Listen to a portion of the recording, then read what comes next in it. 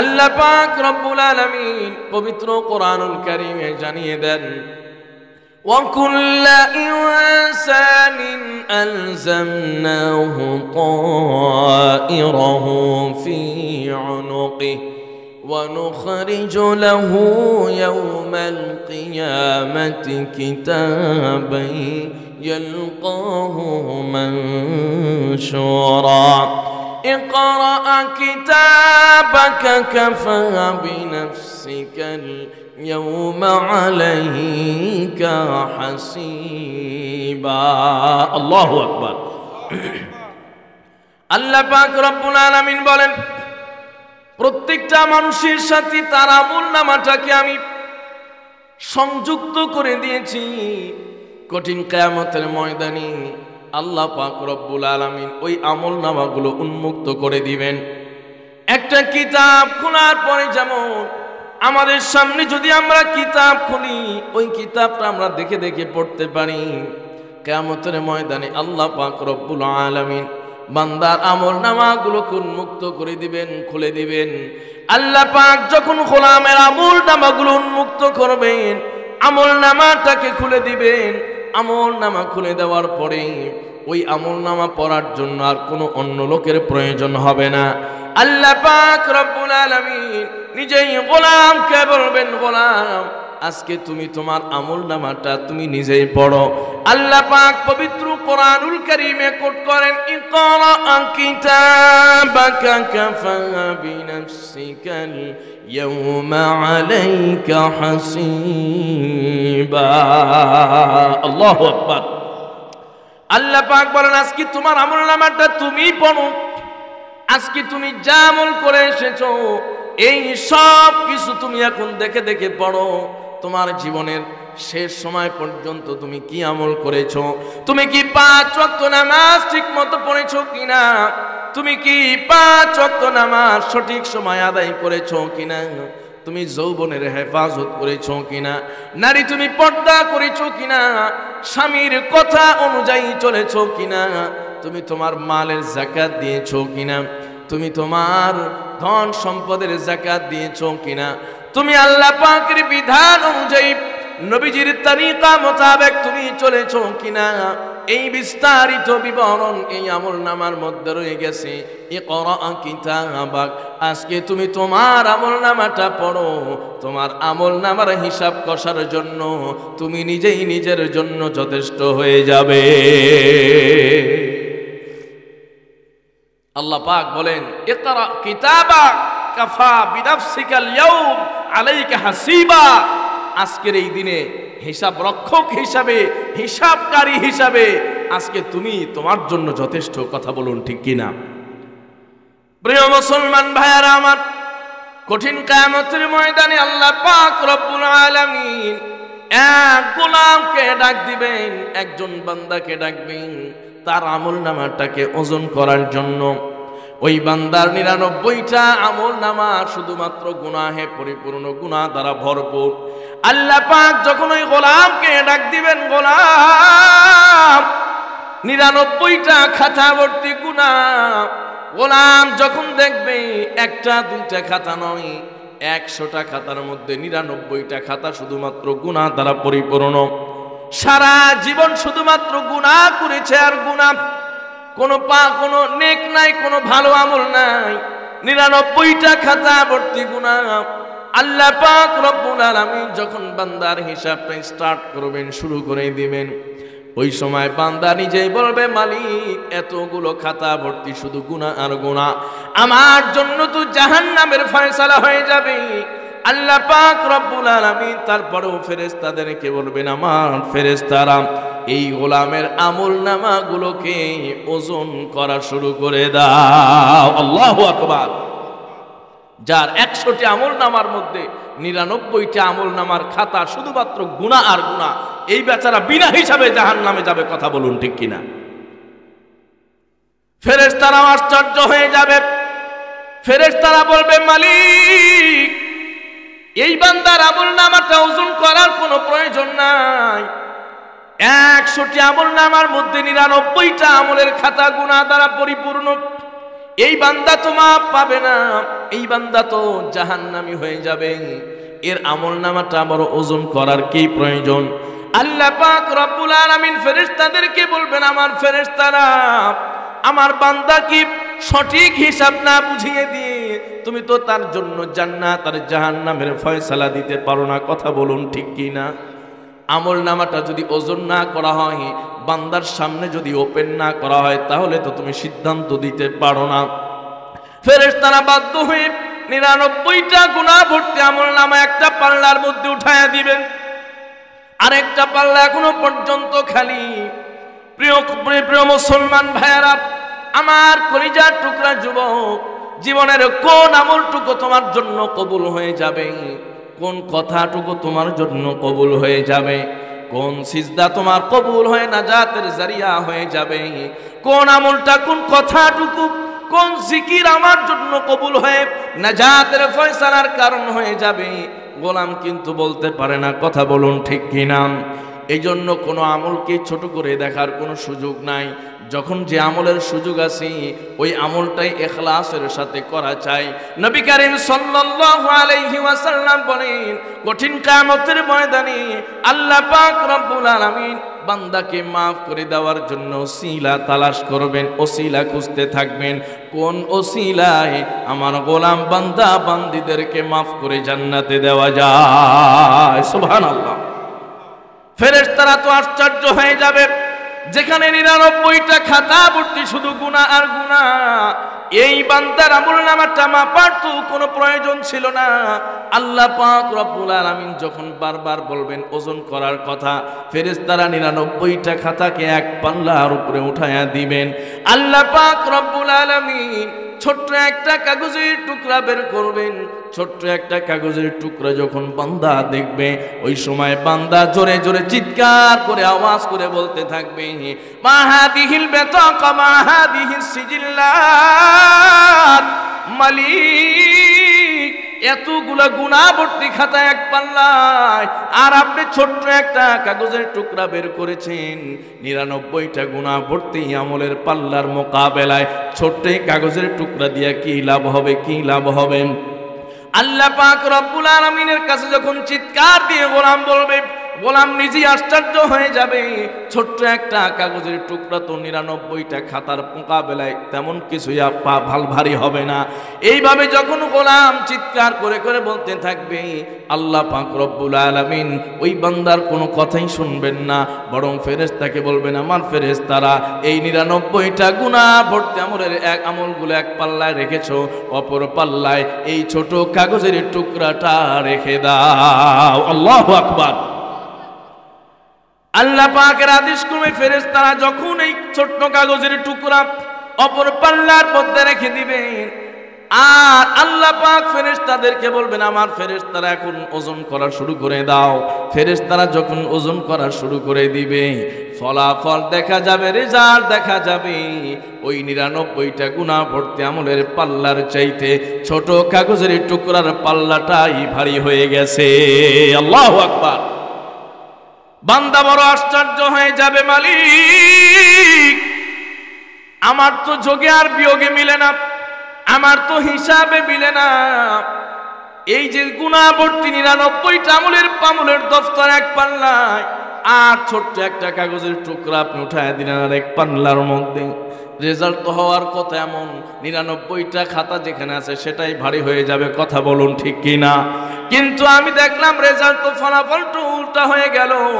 এই 99টা গুনাহ ভর্তি খাতাটাই হালকা হয়ে গেল, ছোট কাগজের টুকরার পাল্লাটাই ভারী হয়ে গেল। কারণ কি মালিক জানতে চাই। আল্লাহ পাক রব্বুল আলামিন জানিয়ে দিবেন গোলামকে, আমার গোলাম দুনিয়ার জমিনে তোমার তেমন কোনো আমল ছিল না, তোমার কোনো আমল ছিল না, 99টা খাতা ভর্তি শুধুমাত্র গুনাহ আর গুনাহ। কিন্তু তুমি একজন ইমানদার ছিলা। দুনিয়ার জীবনে তুমি একবার অন্তরের অন্তরস্থল থেকে আমার মহাব্বতের কালিমা পড়ে তুমি ঈমান এনেছিলা। ওই কালিমার কারণে আল্লাহ পাক বলবেন, তুমি একবার তোমার জবান থেকে উচ্চারণ করেছিলে লা ইলাহা ইল্লাল্লাহু মুহাম্মাদুর রাসূলুল্লাহ সাল্লাল্লাহু আলাইহি ওয়াসাল্লাম। আল্লাহ পাক বলবেন, গোলাম একবার তুমি তোমার জবান থেকে, অন্তরে অন্তরস্থল থেকে আমার উপরে বিশ্বাস রেখে এই জবান থেকে কালিমা উচ্চারণ করেছিলা, এই কালিমাটা আমি আল্লাহ সংরক্ষণ করে রেখেছিলাম। আর এই কালিমার ওজন এত ভারী, এত ভারী, 99টা গুনাহ ভর্তি আমল নামাটাকেও হালকা করে দিতে পারে। আল্লাহু আকবার। এই জন্যই মাহফিলে বসতে পেরে আপনারা খুশি না বেজার? আরেকটা আওয়াজ করে বলুন, খুশি না বেজার? প্রিয় মুসলমান ভাইয়েরা আমার, আল্লাহ পাক রব্বুল আলামিন পবিত্র কোরআনুল কারীমে বলেন, ওয়া কুল্লা ইনসানিন আলজামনাহু তায়রাহু ফি উনুকিহি ওয়া নুখরিজু লাহু ইয়াওমাল কিয়ামাতি কিতাবান ইয়ালকাহু মানশুরা ইকরা কিতাবাকা কাফা বিনাফসিকাল ইয়াওমা আলাইকা হাসিবা। আল্লাহু আকবার। আল্লাহ বলেন, গোলাম প্রত্যেকের আমল নামাটাকে আমি প্রত্যেকের গ্রীবালগ্ন করে দিয়েছি, ঘাড়ের সঙ্গে লটকিয়ে দিয়েছি। কিয়ামতের দিন আমি এটাকে উন্মুক্ত করে দেব। এরপরে আমি আল্লাহ বলবো, গোলাম ইকরা, পড়ো তোমার আমল, তুমি কি আমল করেছো দেখো। কথা বলুন ঠিক কি না? পবিত্র কোরআনুল কারীম আল্লাহ পাক রব্বুল আলামিন জানিয়ে দেন, আল ইয়াউমা নাখতিমু আলা আফওয়াহিহিম ওয়া তুকাল্লিমুনা আইদিহিম ওয়া তাশহাদু আরজুলুহুম বিমা কানু ইয়াকসিবুন। আল্লাহু আকবার। আল্লাহ পাক রব্বুল আলামিন পবিত্র কোরআনের আয়াতে কারিমার মধ্যে জানিয়ে দেন, কঠিন কিয়ামতের ময়দানে আল্লাহ পাক যখন হিসাব গ্রহণ করবেন, আল্লাহ পাক যখন বিচারের কাঠগড়ায় দাঁড়িয়ে যাবেন, হিসাব যখন নেওয়া শুরু করবেন, ওই সময় অনেক গোলামকে ডাকা হবে, অনেক বান্দীকে ডাকা হবে। যখন তাদেরকে হিসাব দিতে বলা হবে, আল্লাহ পাকের তরফ থেকে যখন বলা হবে, তুমি কি নামাজ পড়েছো? বান্দা ওই সময় সুন্দর করে বলে দেবে, হ্যাঁ আমি 5 ওয়াক্ত নয় 6 ওয়াক্ত পড়েছি। কথা কোন ঠিক কিনা? জবান তো আল্লাহ দিয়েছেন সহজ, কথা বলতে তো চার্জ লাগে না, আবার টাকাও রিচার্জ করতে হয় না, ঠিক কিনা? আল্লাহর সামনে মিথ্যা কথা গড়গড় করে বলা শুরু করবে। আল্লাহ বলবেন, গোলাম তুমি কি হজ করেছিলা? টাকা দিছিলাম। বান্দা বলবে, অনেক হজ করছি। রোজা রাখছিলা? অনেক রোজা রাখছি। সব কথাই স্বীকার, সব কথাই বলবে, হ্যাঁ আমল করেছি। আল্লাহ পাক রব্বুল আলামিন জানেন যে বান্দা দুনিয়াতে কোনো আমল করে নাই, কিন্তু জবান দিয়া বলতেছে মিথ্যা কথা। দুনিয়ায় মিথ্যা কথা বলার অভ্যাস বান্দা বান্দীদের আছে না নাই? আল্লাহ পাক রব্বুল আলামিন গোলাম কি বারবার যখন বলবেন, গোলাম তো স্বীকার করে না। আল্লাহ পাক রব্বুল আলামিন ওই সময় বান্দার জবানটাকে মোহর মেরে আটকে দিবেন। একটু চিন্তা করেন, একটু ভাবেন, গভীরভাবে লক্ষ্য করেন, এই জবানটা দিয়ে এখন কত সুন্দর কথা বলা যায়, এই জবানটা দিয়ে কত সুন্দরভাবে কথা বলা যায়, আবার সত্যটাকে মিথ্যাও বানানো যায়। কথা বলুন ঠিক কিনা? মিথ্যাটাকে সত্যে রূপান্তরিত করা যায় এই জবানের দ্বারা। এই জবান দ্বারা যেমনটা মালিকের জিকির করা যায়, আবার এই জবান দ্বারা মানুষকে কষ্ট দেওয়া যায়। কথা বলুন ঠিক কিনা? এই জবান দ্বারা যেমনটা মানুষকে কষ্ট দেওয়া যায়, সুন্দর কথা বলার মাধ্যমে মানুষকে খুশি করা যায়। আবার যদি এই জবান দ্বারা মালিকের জিকির করা হয়, মালিক ওই বান্দার প্রতি রাজি এবং খুশি হয়ে যায়। ঠিক কিনা? এই জবান দ্বারা কোনো গোলাম যদি মালিককে ডাক দিয়া দেয়, আল্লাহ, আর একটু ডাক দেন না আল্লাহ, আর একটু আওয়াজ করে আল্লাহ, আর একটু আওয়াজ করে আল্লাহ। আল্লাহ পাক রব্বুল আলামিন হাদিসে পাকের মধ্যে বলেছেন, গোলাম তোমার মা তোমাকে কতটুকু ভালোবাসে, আমি ভালোবাসা মহাব্বত নামক বস্তুটাকে 100 টুকরা করেছি। জোরে বলেন সুবহানাল্লাহ। 100 টুকরা করার পর 99টা টুকরা আমি আল্লাহ নিজের জন্য রেখে দিয়েছি। জোরে বলেন আল্লাহু আকবার।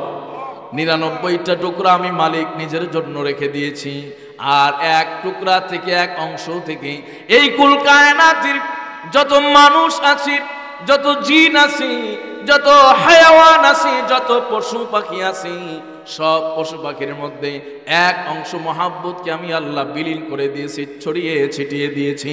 আল্লাহ পাক রব্বুল আলামিন বলেন, গোলাম সেই এক অংশ মহাব্বত থেকে তোমার মা সামান্য কয়েক ফোঁটা পেয়েছি, এক কিঞ্চিত পরিমাণ পেয়েছি। এই কারণে তোমার মা তোমাকে কত মহাব্বত করে, কত ভালোবাসে।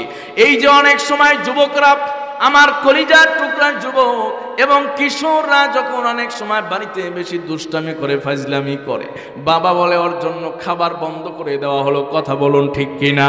বাবা অনেক সময় রাগ করে বলে ঘর থেকে বের করে দাও, ঘর থেকে বের হয়ে যাও, আর বাড়িতে আসবা না।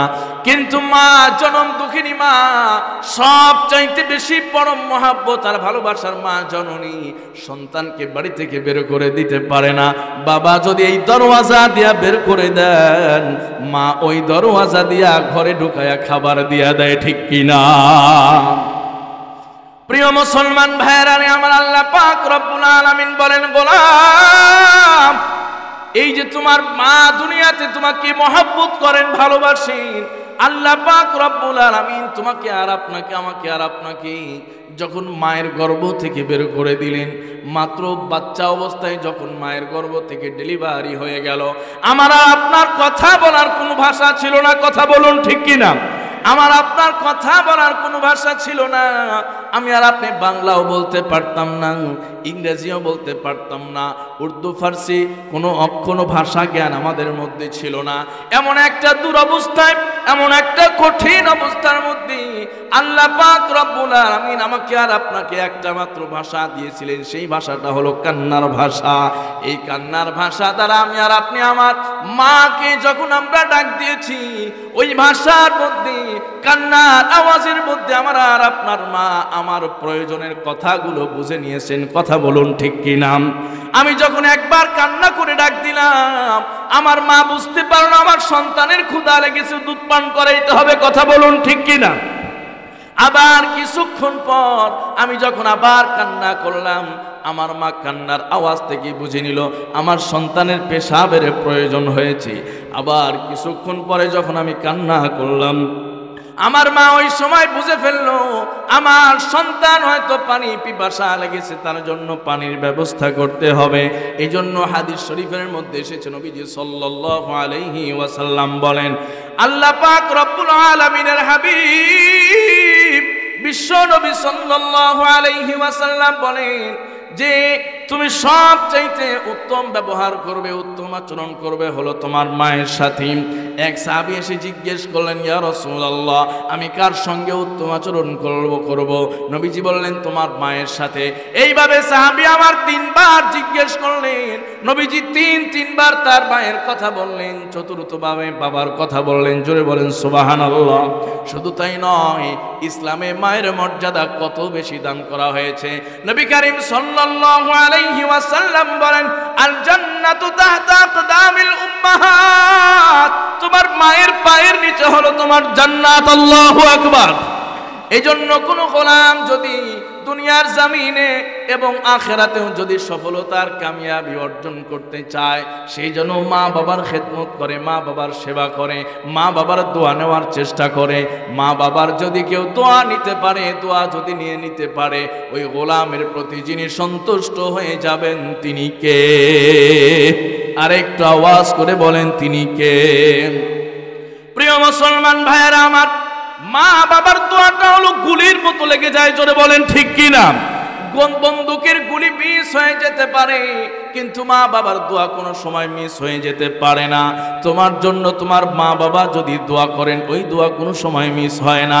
এই জন্য আমি আমার কলিজার টুকরা যুবক, আমি আমার বাবাজিদেরকে পায়ে হাত রেখে বলি, এখনো পর্যন্ত যাদের মা জীবিত আছে, যাদের বাবা জীবিত আছে, এখনো পর্যন্ত দুনিয়াতে নিঃস্বার্থ তোমার জন্য দোয়া করার জন্য এখনো পর্যন্ত মানুষ রয়ে গেছে, ঠিক কিনা? নবী করিম সাল্লাল্লাহু আলাইহি ওয়াসাল্লামের হাদিস, বনি ইসরাইলের নবী করিম সাল্লাল্লাহু আলাইহি ওয়াসাল্লাম বলেছেন, সালাসু নাফারিম মিম্মান কানা ক্বাবলাকুম তোমাদের পূর্বের যুগে তিনজন যুবক ছিল, ওই তিনজন যুবক একবার সফর করার জন্য বের হয়ে গেল।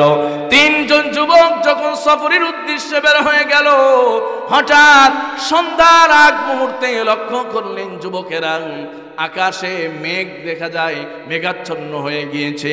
তারা চিন্তা করলেন হয়তো কিছুক্ষণের মধ্যেই বৃষ্টি চলে আসবে। যেই কথা সেই কাজ, যুবকেরা লক্ষ্য করলেন অল্প সময়ের মধ্যেই বৃষ্টি চলে আসলো। পাহাড়ের পাদদেশ দিয়া যুবকরা যখন চলতে চলতে এক পাহাড়ের গুহার মধ্যে বৃষ্টি থেকে বাঁচার জন্য আশ্রয় নিয়ে নিলেন। সন্ধ্যা প্রায় ঘনিয়ে এসেছে। তিনজন যুবক যখন পাহাড়ের গুহার মধ্যে চলে গেল, পাহাড়ের গুহার মধ্যে তিনজন যুবক চলে যায়। গুহার মধ্যে গিয়া যখন আশ্রয় নিয়েছে, প্রবল বর্ষণের কারণে, প্রবল বৃষ্টির কারণে পাহাড়ের উপর থেকে একটা বড় পাথরের খণ্ড এসে ওই গুহার মুখে আটকে গুহাটা বন্ধ হয়ে যায়। সুবহানাল্লাহ। তিনজন যুবক সফরে বের হয়েছে, প্রতিমধ্যে বৃষ্টি চলে আসলো। সন্ধ্যার আগ মুহূর্তে গুহার মধ্যে ঢুকে গেলেন বৃষ্টি থেকে বাঁচার জন্য। আর প্রবল বর্ষণে পাহাড় থেকে এক বড় পাথর গড়িয়ে এসে ওই গুহার মুখে আটকে গেল। এমন একটা পাহাড়ের গুহা, ওই গুহার মধ্যে যখন অন্ধকার হয়ে গেল, রাত্রি হয়ে গেল, একদম ঘুটঘুটে অন্ধকার, তিমি কালো অন্ধকার। এই অন্ধকার রজনীর মধ্যে ওই পাহাড়ের গুহা থেকে সারা জীবন যদি চিৎকার করে, 100 বছরের যদি চিৎকার করে, এরপরেও কেউ শুনতে পারবে না। কথা বলুন ঠিক কিনা? ওখানে মরে পচে গলে হাড্ডি সার হয়ে যাবে, মাটির সঙ্গে মিশে যাবে। এরপরেও দুনিয়ার মানুষ খোঁজ পাবে না। ওখান থেকে আওয়াজ করলে কেউ শুনতে পাবে না, কিন্তু ওখান থেকে আওয়াজ দিলে যিনি শুনতে পান তিনি কে? আরেকটু আওয়াজ করে তিনি কে? তিনজন যুবক আস্তে আস্তে রাত্রি গভীর হয়ে গেল। রাত্রি যখন গভীর হয়ে যায়, যুবক তিনজন কেউ কারোর চেহারা পর্যন্ত দেখা যায় না। পাহাড়ের সেই গুহার মধ্যে এত কঠিন অন্ধকার, নিকষ কালো অন্ধকার। তিনজন যুবক পরামর্শ করলেন, এই জায়গায় আমাদের বাঁচানোর মতো দুনিয়ার কোনো শক্তি নাই, দুনিয়ার কোনো পাওয়ার নাই, কেবলমাত্র আল্লাহ পাক রব্বুল আলামিন আমাদেরকে বাঁচাইতে পারেন। ঠিক কিনা? তিনজন যুবক পরামর্শ করার পরে তিনজন যুবক বললেন, শোনো, আমরা আজকে গভীর রজনীতে এই পাহাড়ের গুহার মধ্যে আল্লাহ পাক রব্বুল আলামিনের কাছে দোয়া করা ছাড়া আর কোনো উপায় আমাদের নাই। আমরা আজকে মালিকের কাছে দোয়া করতে চাই। তিনজন যুবক যখন পরামর্শ করলেন কোন আমলের মাধ্যমে আমি আল্লাহর কাছে দোয়া করব, তিনজন যুবক পরামর্শ করলেন, শোনো, আমরা প্রত্যেকের নিজের আমল থেকে সবচেয়ে সাচ্চা আমল যেটা হবে, সবচেয়ে সুন্দর আমল, সবচেয়ে গ্রহণযোগ্য আমল যেটা তোমার কাছে মনে হবে, ওই আমলের ওসিলা দিয়ে আল্লাহ পাক রব্বুল আলামিনের কাছে আমরা দোয়া করতে চাই। আল্লাহ যেন আমাদেরকে এই গুহা থেকে পরিত্রাণ দিয়া দেন, মুক্তি দিয়া দেন। এক নম্বরে এক যুবককে বলা হলো, যুবক, তুমি তোমার জীবনে কি আমল করেছো, সেই জীবনের আমল থেকে একটা সাচ্চা আমলকে ওসিলা বানায়া আল্লাহ পাকের কাছে দোয়া করো। ওই সময় যুবক আল্লাহ পাক রব্বুল আলামিনের কাছে দোয়া করতে গিয়া বলে, মালিক, আল্লাহ পাক রব্বুল আলামিনের কাছে বলে, মালিক, আমার মা এবং বাবা ছিলেন, আমার সন্তান সন্ততি ছিল, আমার কয়েকটা মেষ ছিল, সেই মেষগুলো চড়ায় আমি সংসার পরিচালনা করতাম। দিন শেষে ওই মেষের দুধ দহন করে আমি আমার মা বাবা এবং সন্তান সন্ততিরে খাওয়াইতাম। হঠাৎ একদিন আমার বাসায় যেতে দেরি হয়ে গেল, এখনো পর্যন্ত দুধ দহন করা হয় নাই। আমার মা বাবা অতিশয় বৃদ্ধ হওয়ার কারণে, মা বাবা অতিশয় দুর্বল হওয়ার কারণে মা বাবা ঘুমিয়ে গেছেন। বাসায় যাওয়ার পরে আমি দুধ দহন করলাম। দুধ দহন করার পরে মা বাবার ঘরের মধ্যে যখন গেলাম, যাওয়ার পরে দেখি আমার মা বাবা এখন ঘুমায়া গেছেন। কিন্তু আমি প্রতিদিন আমার মা বাবাকে আগে খাওয়াইতাম, এরপরে আমি আমার সন্তান, স্ত্রী, পরিবারকে আমরা নিজেরা খাইতাম। খাবারের ক্ষেত্রে আমি আগে মায়ের মুখে, বাবার মুখে খাবার দিয়েছি, এরপরে আমি আমার সন্তান সন্ততির মুখে খাবার দিয়েছি। আল্লাহু আকবার। ওই যুবক বলে, মালিক, ওই রাত্রে মা বাবার খেদমতটা আমি করেছিলাম আপনাকে রাজি খুশি করার জন্য। আল্লাহু আকবার। ওই যুবক বলে মালিক, ওই রাত্রিতে মা বাবার খেদমত করেছিলাম আল্লাহকে রাজি খুশি করার জন্য। তোমার কাছে যদি আমার মা বাবার খেদমতটা পছন্দ হয়ে থাকে, আজকের এই কঠিন মুহূর্তে, বিপদের মুহূর্তে এই গুহা থেকে তুমি আমাদের মুক্তি করার ব্যবস্থা করে দাও। সুবহানাল্লাহ। হাদিস শরীফের মধ্যে এসেছে, ওই যুবক যখন এই দোয়া করলো, এই দোয়া করার সঙ্গে সঙ্গে ওই পাথরটা এত পরিমাণ সরে যায়, একজনও বের হতে পারে না, কিন্তু পাথরটা আপন জায়গা থেকে একটু সরে যায়। আল্লাহু আকবার। মা বাবার দোয়ার পাওয়ার আছে না নাই? প্রিয় মুসলমান ভাইয়েরা আমার, এত এই পরিমাণ সরে গেল, একজন যুবক বের হতে পারবে না। ঠিক আবার আরেকজন যুবক দোয়া করা আরম্ভ করলো, মালিক আমাকে আপনি অনেক সম্পদ দান করেছেন, ধন সম্পদ দিয়েছেন, অনেক সৌন্দর্য দান করেছেন, আমার যৌবন দান করেছেন। আমার চাচাতো বোনের ব্যাপারে আমার বড় দুর্বলতা ছিল, আমি সব সময় তাকে জিনার প্রস্তাব দিয়েছি, সব সময় তাকে আমি জিনার প্রস্তাব দিয়েছি, সে কোনো সময় রাজি হয় নাই। সে একজন পর্দানশীল আল্লাহওয়ালা নারী ছিল, কিন্তু তার প্রতি আমার আকর্ষণ থাকার কারণে বারবার আমি তাকে জিনার প্রস্তাব দিয়েছি, সে রাজি হয় নাই। হঠাৎ এক সময় এলাকার মধ্যে দুর্ভিক্ষ চলে আসলো। ওই আমার চাচার ঘরে বড় অভাব শুরু হয়ে গেল, বোনদের ঘরে বড় অভাব শুরু হয়ে গেল। আমার কাছে যখন টাকা পয়সা কর্জ নেওয়ার জন্য আসলো, আমি শর্ত লাগাই দিলাম, যদি আমার প্রস্তাবে রাজি হও তাহলে তোমাকে আমি টাকা দিয়ে দিব। অগত্যা না পেরে অনন্য উপায় হয়ে ওই নারী যখন আমার প্রস্তাবে রাজি হয়ে গেল, ঠিক আমি তাকে টাকা দিয়ে দিলাম, সময় মতো আমরা দুজনেই মিলিত হয়ে যাব। আমরা দুজনেই যখন উপস্থিত হয়ে গেলাম, একদম জিনায় লিপ্ত হয়ে যাব। ওই সময় কান্না জড়িত কণ্ঠে ওই যুবতী, আমার চাচাতো বোনটা, মালিককে ডাক দিয়া আমাকে লক্ষ্য করে বলল, যুবক ইত্তাকিল্লাহ, ওহে যুবক তুমি আল্লাহ তাআলাকে ভয় করো। সুবহানাল্লাহ। যুবক বলে, মালিক এই যে ওই মহিলা যখন আল্লাহর নাম উচ্চারণ করি, আপনার নাম উচ্চারণ করি, যখন আমাকে বলল যুবক আল্লাহ তাআলাকে ভয় করো, সঙ্গে সঙ্গে আমি জিনা থেকে বিরত হয়ে যাই। আল্লাহু আকবার। শুধু তাই নয়, আর আমি কোনোদিন ওই নারীর সঙ্গে জিনা করি নাই, এমনকি জীবনে কোনোদিন আর জিনা করি নাই। শুধু তাই নয়, তাকে যেই পরিমাণ অর্থ দিয়েছিলাম সেটাও আমি তাকে সদাকা করে দিয়েছিলাম।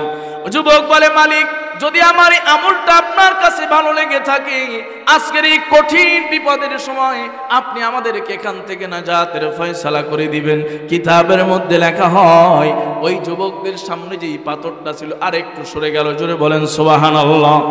এরপরে তৃতীয় নাম্বার যুবক, ওই যুবক বলে, মালিক আমার একজন কর্মচারী ছিল, আমার বাসায় কাজ করত, আমার বাসায় সে কর্মচারী হিসেবে কাজ করত। হঠাৎ একদিনের পারিশ্রমিক রেখে সে দেশের গ্রামে চলে যায়, গ্রামের বাড়িতে চলে যায়। অনেক মানুষ আছে মানুষের পাওনা পরিশোধ করে না, কথা বলুন ঠিক কিনা? মানুষের পাওনা পরিশোধ করে না, ঋণ নিয়ে টাকা পয়সা ধার নিয়ে দেয় না, কথা বলুন ঠিক কিনা? কিয়ামতের ময়দানে এগুলো তার জন্য বড় অভিশাপের বিষয় হয়ে যাবে। আল্লাহ পাক নিজের হক মাফ করে দেন, বান্দার হক কিন্তু মাফ করবেন না, কথা বলুন ঠিক কিনা? ওই যুবক বলে, মালিক ওই গোলামটা যখন আমার বাসা থেকে চলে গেল, আমি মনে করেছিলাম আবার হয়তো অল্প কিছুদিন পরে আসবে, কিন্তু লম্বা সময় চলে গেল আর আসে না। আমি এখন তার একদিনের পারিশ্রমিক দিয়া কি করব? ছোট্ট একটা ছাগলের বাচ্চা কিনলাম, ওই ছাগলের বাচ্চাটা আমি প্রতিপালন করলাম ওই ব্যক্তির নামে। জোরে বলেন সুবহানাল্লাহ। এক ছাগলের বাচ্চা প্রতিপালন করতে করতে লম্বা সময় চলে যায়। 1 বছর 2 বছর যখন চলে গেল, কয়েক বছর যখন পার হয়ে গেল, হঠাৎ সেই আগন্তুক, সেই কামলা, সেই কিষান আবার আমার বাসায় চলে আসছে। আমিও তাকে চিনতে পারি নাই। আসার পরে বলতেছে, মালিক আপনার কাছে আমি একদিনের পারিশ্রমিক পাইতাম। জোরে বলেন সুবহানাল্লাহ। ওই সময় ওই যুবক বলে, মালিক আমি ওই কিষানকে নিয়ে যখন মাঠের মধ্যে চলে গেলাম, ওই কিষানকে বললাম, আসো মাঠের মধ্যে চলে যাই, ওই মাঠের মধ্যে তোমার পারিশ্রমিক আমি রেখে দিয়েছি। সুবহানাল্লাহ। ওই কিষান বড় আশ্চর্য, মাঠের মধ্যে আমার কি পারিশ্রমিক রয়ে গেল। ওই মালিক সঙ্গে সঙ্গে কিষানকে দেখায় দেখায় বলে, দেখো ওই যে একটা ছাগলের বড় পাল দেখা যায়, ওই ছাগলের পুরা পালটাই হলো তোমার একদিনের পারিশ্রমিক। আল্লাহু আকবার। ওই যুবক বলে, মালিক মাত্র একদিনের পারিশ্রমিককে আমি প্রতিপালন করি একটা পাল বানিয়েছিলাম, ওই একটা পাল আমি তাকে পূর্ণই দান করে দিলাম। জোরে বলেন আল্লাহু আকবার। যুবক বলে, মালিক যদি তোমার কাছে আমার এই দান অনুদানটা আর এই ভালো কাজটা তোমার কাছে ভালো লেগে থাকে, আজকের এই কঠিন বিপদের সময় তুমি আমাদেরকে নাজাতের ফয়সালা করে দাও। কিতাবের মধ্যে লেখা হয়, তৃতীয় নাম্বার যুবক যখন আল্লাহ পাক রব্বুল আলামিনের কাছে যখন এই ওসিলা পেশ করে আল্লাহর কাছে দোয়া করলেন, সঙ্গে সঙ্গে এই পাথরটা গুহার মুখ থেকে সরে যায়। আল্লাহু আকবার। পাথরটা সরে গিয়েছে, যুবক তিনজন সেই গুহার ভেতর থেকে বের হয়ে এরপরে তারা নিজেদের জীবন ফিরে পেয়েছে। জোরে বলেন সুবহানাল্লাহ। এই জন্য সম্মানিত ভাইয়েরা আমার, মা বাবার দোয়া যদি কেউ নিতে পারে, দুনিয়ার কোন শক্তি তাকে দাবায় রাখতে পারবে না। কথা বলুন ঠিক কিনা? প্রিয় মুসলমান ভাইয়েরা আমার, আল্লাহ পাক রব্বুল আলামিন সেই কঠিন কিয়ামতের ময়দানে বান্দাকে যখন হিসাব নেবেন, মনে আসেনি কথা, যখন হিসাব নেবেন বান্দা মিথ্যা কথা বলতে থাকবে, জবান দিয়া কথা বলুন ঠিক কিনা? আল্লাহ পাক তো সেই জবানটার উপরে মোহর লাগায়া দিবেন, জবানের উপরে মোহর লাগায়া দিবেন। একটু চিন্তা করেন, যদি আমার আর আপনার সুন্দর জবানের উপরে মোহরটা লেগে যায়, কি অবস্থা হয়ে যাবে? কথা বলার কোনো সুযোগ থাকবে না। আল্লাহ পাক রব্বুল আলামিন বলেছেন, গোলাম তোমার জবান বন্ধ হয়ে যাবে, আর আমি আল্লাহ তোমার হাতের মধ্যে জবানটা চালু করে দেব, তোমার পায়ের মধ্যে জবানটা চালু করে দেব, তোমার বডির চামড়ার মধ্যে জবানটা চালু করে দেব, তোমার চেহারার মধ্যে জবানটা চালু করে দেব, তোমার চোখের মধ্যে জবানটা চালু করে দেব, তোমার প্রত্যেকটা অঙ্গ প্রত্যঙ্গের মধ্যে আল্লাহ আমি চাইলে জবানটা চালু করে দেব, তোমার এক জবান বন্ধ করে দিয়ে শত জবানটা আমি চালু করে দেব। আল্লাহ পাক রব্বুল আলামিন বলেন, গোলাম এই যে তোমার জবানটা বন্ধ করে দিয়া আমি আল্লাহ তোমার হাতকে প্রশ্ন করব, হাত তোমার দ্বারা এই বান্দা কি গুনাহ করেছে বলো না। হাত সঙ্গে সঙ্গে আমার হাত আমার বিরুদ্ধে সাক্ষী দিয়ে দিবে। জোরে বলেন সুবহানাল্লাহ। কেমন আশ্চর্য ব্যাপার, কেমন কঠিন ব্যাপার হবে। আমার হাত আমার সঙ্গেই লাগানো আছে, কিন্তু আমার বিরুদ্ধে কথা বলবে। কথা বলুন ঠিক কিনা? আমার চেহারা আমার বডিটা আমার সঙ্গে আছে, আমার বিরুদ্ধে কথা বলবে। আল্লাহ পাক পাকে প্রশ্ন করবেন, পা তোমার দ্বারা গুনার কোন পথে সে গিয়েছে তুমি বলো না। পা সঙ্গে সঙ্গে বলে দিবে আমার দ্বারা অমুক জায়গায় গুনাহ করেছে, অমুক জায়গায় গুনার কাজে গিয়েছে। চোখকে প্রশ্ন করবে, চোখ তুমি কোন কোন গুনার কাজ করেছো? চোখ তখন সাক্ষী দিয়ে দিবে আমার দ্বারা অমুক অমুক গুনার কাজ হয়েছে। এইভাবে প্রত্যেকটা অঙ্গ প্রত্যঙ্গ আল্লাহ পাক রব্বুল আলামিন যখন তাদেরকে প্রশ্ন করবেন, সবগুলো গুনার স্বীকৃতি দিয়ে দিবে। বান্দা তখন আটকে যাবে। প্রিয় মুসলমান ভাইয়েরা আমার, এজন্য কঠিন কিয়ামতের ময়দানে সেই কঠিন অবস্থা থেকে বাঁচার জন্য আমাদের জীবনে কিছু নেক আমল করার প্রয়োজন আছে না নাই? আর একটু আওয়াজ করে বলুন, আছে না নাই? কিছু নেক আমল আমাদের করা উচিত, যেই আমলগুলোর বিনিময়ে আল্লাহ পাক আমাদেরকে কাল কিয়ামতের ময়দানে নাজাত দিয়ে দিবেন। কথা বলুন ঠিক কিনা? তার মধ্যে এই যে আজকের তাফসিরুল কোরআন মাহফিল, এটাও একটা নেক কাজ। কথা বলুন ঠিক কিনা?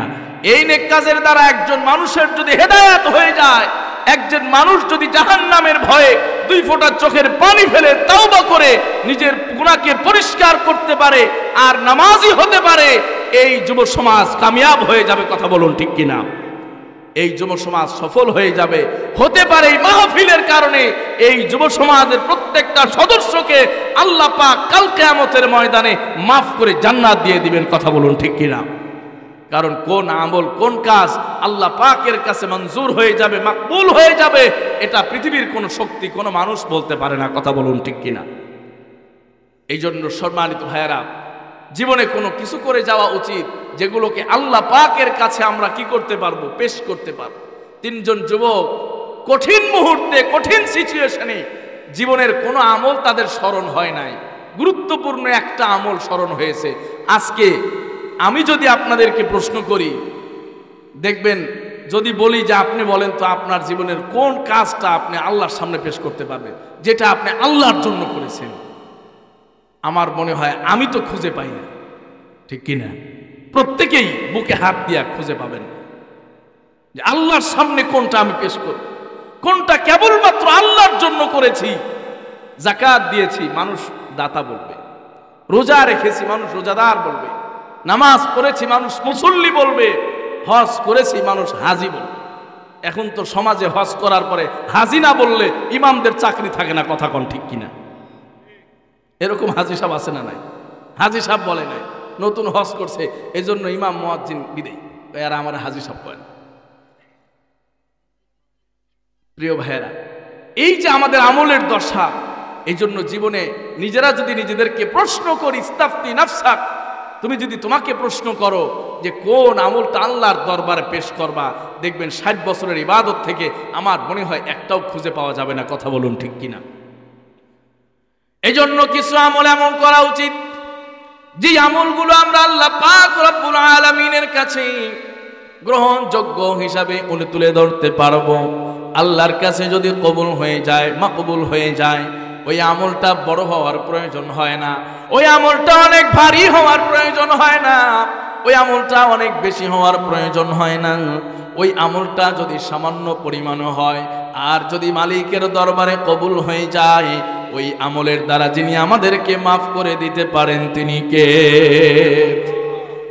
নবী করিম সাল্লাল্লাহু আলাইহি ওয়াসাল্লাম বলেন, 7 শ্রেণীর মানুষ আছে, 7 শ্রেণীর মানুষ আল্লাহ পাক রব্বুল আলামিন কঠিন কিয়ামতের ময়দানে ওই 7 শ্রেণীর মানুষকে সেই বিশেষ ছায়ার নিচে ছায়া দিয়ে দিবেন। জোরে বলেন সুবহানাল্লাহ।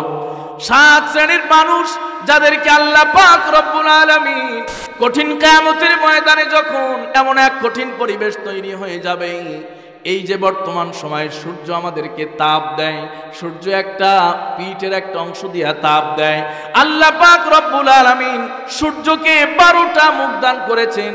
এই 12টা মুখ কিন্তু এখনো পর্যন্ত আল্লাহ পাক খুলে দেন নাই, 12টা মুখকে আল্লাহ পাক বন্ধ করে রেখেছেন। এই 12টা মুখকে আল্লাহ পাক কিয়ামতের দিন চালু করে দিবেন। একসঙ্গে 12টি মুখ দিয়ে যখন তাপ দেওয়া আরম্ভ করবে, তাপ দেওয়া আরম্ভ করবে, এই দুনিয়ার জমিনটা সাধারণ জমিন থাকবে না, তামার মতো উত্তপ্ত হয়ে যাবে, উত্তপ্ত তামার মতো হয়ে যাবে। হাদিস শরীফের মধ্যে এসেছে মানুষগুলো এত ঘামতে থাকবে, এত ঘামতে থাকবে, অনেকের ঘাম তার লাগামে রূপান্তরিত হয়ে যাবে, অর্থাৎ অনেকের ঘাম তার নাক পর্যন্ত চলে আসবে, নাক পর্যন্ত ঘেমে যাবে, হাঁটু পর্যন্ত ঘেমে যাবে, অনেকেই ঘামের মধ্যে সাঁতরাইতে থাকবে। এমন এক কঠিন পরিবেশ যখন তৈরি হয়ে যাবে, নবীজি আমার হাদিস শরীফের মধ্যে বলেছেন, ওই কঠিন সিচুয়েশন, ওই কঠিন মুহূর্তের মধ্যে যেই সময় মানুষ তার আপন মাকে চিনবে না, বাবাকে চিনবে না, ভাই ভাইকে চিনবে না, মা সন্তানকে চিনবে না, সন্তান মাকে চিনবে না, এমন একটা কঠিন মুহূর্তে আল্লাহ পাক রব্বুল আলামিন 7 শ্রেণীর মানুষকে আরশের বিশেষ ছায়ার নিচে ছায়ার ব্যবস্থা করে দিবেন। সুবহানাল্লাহ। নবীজি বলেন, সাবাতুন ইউযিল্লুহুমুল্লাহু ফি যিল্লিহি ইয়াওমা লা যিল্লা ইল্লা যিল্লা আরশুহু। নবীজি আমার জানায় দেন, 1 নাম্বার হলো ইমামুন আদিলুন। এটা হলো ন্যায় পরায়ণ বাদশাহ। যেই ব্যক্তিকে আল্লাহ পাক বাদশাহী দান করলেন, যেই ব্যক্তিকে আল্লাহ পাক রাজত্ব দান করলেন, ইনসাফের সাথে যদি রাষ্ট্র পরিচালনা করে, রাষ্ট্র পরিচালনা করতে গিয়া যদি বেইনসাফি না করে, আমানতের খেয়ানত না করে, ওই বান্দাকে আল্লাহ পাক রব্বুল আলামিন কঠিন কিয়ামতের ময়দানে এত মর্যাদা দিবেন, এত মর্যাদা দিবেন। ওই কঠিন সিচুয়েশনে আরশের বিশেষ ছায়ার নিচে আল্লাহ পাক তাকে ছায়া দিবেন। সুবহানাল্লাহ। 2 নাম্বার আশাবুন নাশা ফি ইবাদাতিল্লাহি ওয়াহদা। 2 নাম্বার হলো এই যুবক যে তার যৌবনকাল আল্লাহর জন্য ব্যয় করেছে। জোরে বলেন সুবহানাল্লাহ। যৌবনকালের ইবাদত আল্লাহ পাকের কাছে প্রিয়। নবীজি আমার আরেকটা হাদিসের মধ্যে বলেছেন, লা তাজানু কদমা ইবনু আদম ইয়াউমাল কিয়ামাহ মিন ইনদি রাব্বিহি হাত্তা ইউসআলা আন খামসিন। وفي رواية عن 40 عن عمره فيما أفنى وعن شبابه فيما أبلى নবীজি আমার বলেন কাল কিয়ামতের ময়দানে পাঁচটা বড় বড় নিয়ামত সম্পর্কে আল্লাহ পাক তোমাকে জিজ্ঞেস করবেন। এই নিয়ামতের হিসাব যদি তুমি না দিতে পারো আল্লাহর আদালত থেকে এক কদম পর্যন্ত সামনে আগাইতে পারবা না। আল্লাহ পাক রব্বুল আলামিন জিজ্ঞেস করবেন গোলাম আন উমরিহি ফিমা আফনা, তোমাকে যে জীবন দিয়েছিলাম ওই জীবনটাকে কোন কাজে ব্যয় করেছো হিসাব দেওয়ার প্রয়োজন আছে না নাই? আল্লাহ পাক জীবন সম্পর্কে হিসাব নেবেন। যৌবনকাল ওয়ান শাবাবিহি ফিমা আবনা, যৌবন দিয়েছিলাম কোন কাজে যৌবনটাকে ব্যয় করেছো। যারা যৌবনে 5 ওয়াক্ত নামাজ পড়বে, আল্লাহর বন্দেগী করবে, ইবাদত করবে, বার্ধক্য বয়সে যদি নামাজের মধ্যে ভুল হয়ে যায়, ইবাদতের মধ্যে ভুল হয়ে যায়, সুন্দর মতো সিজদা করতে পারে, রুকু করতে পারে না, আল্লাহ পাক রব্বুল আলামিনের কাছে ফেরেশতারা বলবে মালিক এই বান্দা তো সুন্দর মতো রুকু সিজদা করতে পারে না, এর জন্য কি পরিমাণ সওয়াব দিব? আল্লাহ পাক বলবেন যৌবনকালের খাতাটা খুলে দেখো। আল্লাহু আকবার। যৌবনকালের খাতাটা খুলে দেখো, যদি যৌবনকালে তার আমলটা সঠিক থাকে, বার্ধক্য বয়সে ভুল হয়ে গেলেও সঠিক আমলের সওয়াব দিয়ে দাও। আল্লাহু আকবার।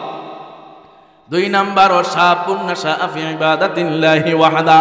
3 নাম্বার রাজুলানি তাহাব্বা ফিল্লাহি ইজতামা আলাইহি ওয়া তাফাররাকা আলাইহি। 2 জন মানুষ যখন আল্লাহকে রাজি খুশি করার জন্য একত্রিত হয়, আবার আল্লাহকে রাজি খুশি করার জন্য আবার বিচ্ছিন্ন হয়ে যায়। আজকে আমরা যারা মাহফিল আসলাম আল্লাহকে রাজি খুশি করার জন্য আসলাম, কথা বলুন ঠিক কিনা? আবার আমরা যখন বিচ্ছিন্ন হয়ে যাব আল্লাহর রাজির জন্যই বিচ্ছিন্ন হয়ে যাব। 3 নাম্বার হলো রাজুলুন কলবুহু মুআল্লাকুন বিল মাসাজিদ। নবীজি আমার বলেন 4 নাম্বার হলো ওই মানুষ যেই মানুষটার অন্তরটা মসজিদের মধ্যে লটকানো থাকে, মসজিদের সঙ্গে লটকানো থাকে। ওলামায়ে কেরাম বলেন মানে হলো 1 ওয়াক্ত নামাজ পড়ার পরে আরেক ওয়াক্ত নামাজের জন্য অপেক্ষা করে। জোরে বলেন সুবহানাল্লাহ। 5 নাম্বার হলো ওই মানুষ রাজুলুন যাকারাল্লাহ খালিয়ান ফাফাযাত আইনা, আল্লাহ পাককে গভীর রাত্রিতে উঠিয়া উঠিয়া জিকির করে। জোরে বলেন সুবহানাল্লাহ।